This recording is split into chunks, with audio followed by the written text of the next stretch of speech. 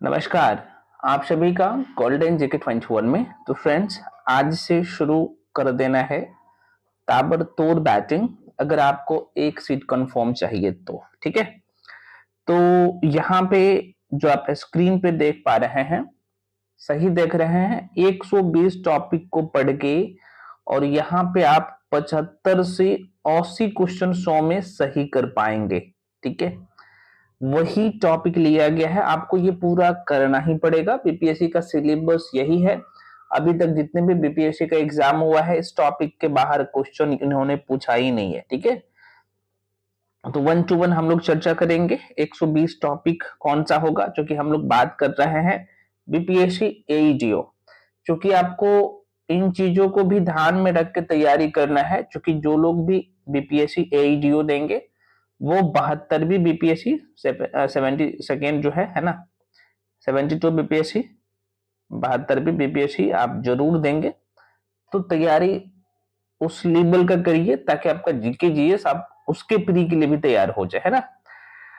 अच्छा, तो ये जो सीरीज है, हम आपके लिए बहुत ही नॉमिनल फी में लेके आया हूं। और जो लोग ज्वाइन करना चाहते हो भाई, कर सकते हो आज से। यानी आपको पता है कि 16 तारीख से, 16 फरवरी से ये सीरीज शुरू हो रहा है। एक दिन में आपको मैथ्स भी पढ़ना है, डेली मिलेगा, मैथ्स का भी, रीजनिंग का भी, जीके जीएस के सारे सेक्शन, करंट अफेयर्स, है ना। और हिंदी इंग्लिश का जो क्लास है बीच बीच में आपको दिया जाएगा। ठीक है, ताकि कोई मलाल ना रहे कि भाई मेरा ये सेक्शन छूट रहा है ना। तो जो लोग इस बैच को ज्वाइन करना चाहते हैं फ्रेंड्स, मैं थोड़ा सा आपको बता दूं, इसका फी आप सबको पता है 1599 था, जो कि कम करके एकदम बहुत ही नॉमिनल फी कर दिया हूं, 499 कर दिया हूं। इसमें आपको सारे सब्जेक्ट का बुकलीट मिलेगा और ये सारे नोट्स आपको अपडेटेड मिलेगा, है ना। एकदम क्रिस्पी नोट मिलेगा, देखते जाओगे माइंड में सेट होते जाएगा। मैं दिखाऊंगा आपको सारी चीजें। तो जो लोग ज्वाइन करना चाहते हो भाई, आपको क्या करना है, इस नंबर पे, नंबर यहाँ पे लिख भी देता हूँ, 7319924130। इस नंबर पे पेमेंट करके भेजना है, उसका स्क्रीनशॉट करके भी इसी नंबर पे भेजिएगा। ये व्हाट्सएप नंबर भी है, कॉलिंग नंबर भी है ना। तो ये पेमेंट का नंबर जो है यहाँ पे देख लीजिए, 7319924130। इसी नंबर पे पेमेंट करना होता है, उसका स्क्रीनशॉट करके इसी पे भेजिएगा। उसके बाद आपको बैच में जोड़ दिया जाएगा। इसमें सब कुछ मिलेगा, सारे सब्जेक्ट है ना, देख सकते हैं। जनरल एप्टीट्यूड आपको यहाँ पे दिख रहा होगा, सॉरी, जनरल स्टडीज में आप सबको पता है कि आपका जीके जीएस का सारे सेक्शन आ जाता है। और जनरल एप्टीट्यूड में आपका मैथ और रीजनिंग आता है। ये सारे सेक्शन कंप्लीट करवाया जाएगा इस बैच में। तो जो लोग ज्वाइन करना चाहते हो कर सकते हो, स्वतंत्र हो आप। अब यहाँ पे जरा सा देख लो भाई, 120 जो चैप्टर में लिखा हूं वो कौन कौन से आपको कवर करने हैं। फ्रेंड्स, आप सबको पता है कि भाई आपके जो एग्जाम का पेपर है जो होने जा रहा है, इसमें 3 पेपर है। अप्रैल महीने में होने जा रहा है, आप सबको पता ही होना चाहिए, मिड अप्रैल में। तो 3 पेपर है। एक तो आपका जीके जीएस का सेक्शन है ना। जीकेजीएस वाला सेक्शन में देखा जाए तो history, pol science, geography, eco, Bihar special, current affairs और साइंस मिला के आपके पेपर में 100 क्वेश्चन आएगा और 1/3 नेगेटिव है ना। तो फाइनल मेरिट जो है ये दोनों पेपर बनेगा। ये जो दोनों पेपर आप देख पा रहे हैं, एक तो आपका जनरल एप्टीट्यूड हो गया जिसमें मैथ और रीजनिंग से 100 क्वेश्चन होगा और 100 क्वेश्चन आपके जीके से होंगे, है ना। ये जो आप लैंग्वेज वाला पेपर देख रहे हैं जिसमें इंग्लिश का 30 क्वेश्चन होगा, यहाँ पे 30% नंबर लाना अनिवार्य है। और हिंदी का 70 क्वेश्चन होंगे, यहाँ पे भी 30% नंबर लाना अनिवार्य है। मतलब कि आप देख सकते हो इसे क्वालिफाई करना बहुत ही जो है आसान है, डरना बिल्कुल नहीं है, क्योंकि आपको पता है कि यहाँ पे 30% नंबर ही लाना है। तो इंग्लिश में आप देखेंगे तो 9 नंबर 30 में लाना है। ऐसा कुछ लोग अफवाह उड़ा रहे हैं कि इंग्लिश बहुत ज़्यादा टफ आएगा या बेसिक इंग्लिश आएगा, घबराने की जरूरत नहीं है। और हिंदी में आप देखेंगे तो 21 नंबर लाना है, ठीक है ना। तो ये तो बेसिक बातें हैं। जो फाइनल मेरिट बनाएगा आपको ये जीके जीएस वाला सेक्शन और जो जनरल एप्टीट्यूड है मैथ और रीजनिंग का। यहाँ पे लोगों के मन में ना डाउट था टॉपिक के लेके, सर हमें कौन सा टॉपिक हमें पढ़ना चाहिए। जरा सा देख लो भाई कौन सा चैप्टर आपको पढ़ना है। तो रीजनिंग में आपको वर्बल और नॉन वर्बल दोनों कंप्लीट करना है। तो बीपीएस से पहले मैथ्स बता देता हूँ, कुछ लोग मैथ्स के लेके बहुत ज़्यादा पूछ रहे थे। ये जो चैप्टर है ना, जो कि आप देखोगे तो बहुत सारे बुक में नहीं मिलेगा, तो आपको कहाँ पे मिलेगा, एनसीईआरटी में मिलेगा। आप 6th क्लास की एनसीईआरटी जाके उठाइएगा ना, मैं पीडीएफ टेलीग्राम पे डाल दूंगा, जाके देख लेना। ये जो आप देख पा रहे हो ना, यहाँ पे जो नंबर है, संख्या पद्धति नंबर सिस्टम, है ना। उसके बाद यहाँ पे आपको दिखेगा पूर्ण संख्याओं का जो है अभिकलन, है ना, कंप्यूटेशन होल नंबर्स, ये ये भी आपको 30 क्लास के एनसीईआरटी में मिलेगा। ये डेसिमल फ्रैक्शन जो है, डेसिमल्स और जो है फ्रैक्शन, ये भी आपको ओल्ड सॉरी 6 क्लास के एनसीईआरटी की बुक में आपको यहाँ पे दिख जाएगा, है ना, डेसिमल्स एंड फ्रैक्शन, दशमलव एवं भेद। उसके बाद ये भी आपको दिखेगा कहाँ पे, 6ठी क्लास की एनसीईआरटी में ही दिख जाएगा, चूंकि नवोदय शब्द के एग्जाम में यहाँ से क्वेश्चन पूछता है, ठीक है ना। तो अगर मैं सीधे तौर पे बोलूँ तो ये जो आप 4 चैप्टर देख रहे हो ना, एक्चुअली ये नंबर सिस्टम का ही हिस्सा है। हम लोग मैथ्स में नंबर सिस्टम और सिंप्लीफिकेशन कंप्लीट करते हैं ना, उसी का हिस्सा है, अलग से नहीं है, ठीक है ना। तो यहाँ पे जो आप देख पा रहे हो स्क्रीन पे भाई, ये जो है रिलेशन बिटवीन नंबर्स, संख्याओं के बीच जो है परस्पर जो है संबंध या संक्रियाएं कई जगह लिखा रहता है ना, आप जाके देखिएगा। तो एक चैप्टर और है यहाँ पे, ये जो आप देख पा रहे हो, ये भी इसी का हिस्सा 1 से लेकर 5 तक, और ये बीपीएससी एईटीओ का ना ऑफिशियल सिलेबस में लिखा हुआ है, तो घबराने की जरूरत नहीं है भाई, है ना, घबराने की बिल्कुल जरूरत नहीं है। यहाँ से 1 से लेकर 5 तक जो चैप्टर आप देख पा रहे हो, है ना, ये फंडामेंटल अर्थमेटिक ऑपरेशन, मूलभूत अंकगणितीय संक्रियाएं, आपको ये साफ साफ दिख रहा होगा। ये हम लोग रीजनिंग जो पढ़ते हैं ना, तो रीजनिंग में एक चैप्टर होता है मैथमेटिक ऑपरेशन, है मैथमेटिकल ऑपरेशन, सॉरी, तो मैथमेटिकल ऑपरेशन जो पढ़ते हैं तो वहीं पे ये चैप्टर पढ़ लेते हैं, लेकिन ये अर्थमेटिक में मेंशन कर दिया है, तो आपको साफ साफ यहाँ पे दिख रहा है जो जनरल एप्टीट्यूड है ना, ज्यादा वेटेज रीजनिंग का रहेगा। जहां तक मुझे लग रहा है 60+ क्वेश्चन रीजनिंग का रहेगा, लगभग 35 से 40 क्वेश्चन देखना मैथ्स का रहेगा, है ना। तो ये जो चैप्टर आप देख पा रहे हो, ये अर्थमेटिक का जो है नंबर सिस्टम हम लोग पढ़ते हैं, वहीं से बना है, कहीं अलग से नहीं बना है ना। ये पूरा करना पड़ेगा, बहुत आसान है करना, अभी भी टाइम है आपके पास, 60 दिन है, और 60 दिन बहुत होता है, यहाँ पे फुल में फुल नंबर ला सकते हो, ठीक है ना। उसके बाद अगला चैप्टर है आप लोग का जो है परसेंटेज के क्वेश्चन ना आपके पेपर में सबसे ज्यादा होता है। एक तो सबसे ज्यादा क्वेश्चन जो रहने वाला है ये यहाँ से रहने वाला है, जहां तक मुझे लग रहा है, या 10+ क्वेश्चन नंबर सिस्टम से रहेगा। उसके बाद परसेंटेज से 4 से 5 क्वेश्चन रहता है ना। उसके बाद अगला जो चैप्टर है आप लोग का रेशियो एंड जो है प्रोपोर्शन, है ना, अनुपात और समानुपात। टाइम एंड वर्क वाला जो टॉपिक है ना, बेसिक क्वेश्चन यहाँ से भी उठा के बनता है, आपको पता होना चाहिए। तो 2 से 3 क्वेश्चन यहाँ से बन सकता है। एवरेज की बात कर लो तो यहाँ से भी 3 से 4 क्वेश्चन अर्थमेटिक का कह सकते हो, ये भी एक जड़ है।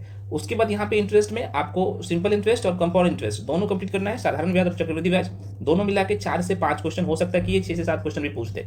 ये आपको सब करवाया जाएगा इस बैच में। ये जो शुरू हो रहा है 60 डेज का ना, ये कल से सारी चीजें शुरू हो जाएगी। उसके बाद यहाँ पे आप जो देख पा रहे हो, अगला चैप्टर है प्रॉफिट एंड लॉस। यहाँ से भी जो है 4 से 5 क्वेश्चन कंफर्म है, रहेगा ही रहेगा, क्योंकि मैथ्स का वेटेज ज्यादा है, तो क्वेश्चन यहाँ से पूछेगा, है ना। उसके बाद यहाँ पे टाइम एंड वर्क इन्होंने दिया नहीं है, लेकिन आप कंप्लीट कर लीजिएगा ना।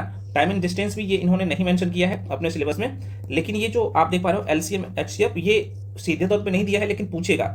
ये जो आप घातांक एवं करनी देख रहे हैं ना, जिसे हम लोग शॉर्ट्स एंड इंडेक्सेस करते हैं, यहाँ से भी क्वेश्चन आता है, ध्यान रखना, है ना। और एज से क्वेश्चन आता है, तो ये चैप्टर तो आपको किसी भी हाल में नहीं छोड़ना है, ये सारे चैप्टर को कंप्लीट करना है, और पूरे तरीके से मैथ्स पे पकड़ हो जाएगा आप लोग का, है ना। कुछ लोग मैथ्स के लेके पूछ रहे थे, यहाँ पे मैं मेंशन कर दिया हूँ। ये पीडीएफ भी आपको बैच में दे दिया जाएगा, टेलीग्राम पे भी मैं दे दूंगा, तो जाके टेलीग्राम जाके सभी लोग क्या करिए, ज्वाइन कर लीजिए, ठीक है।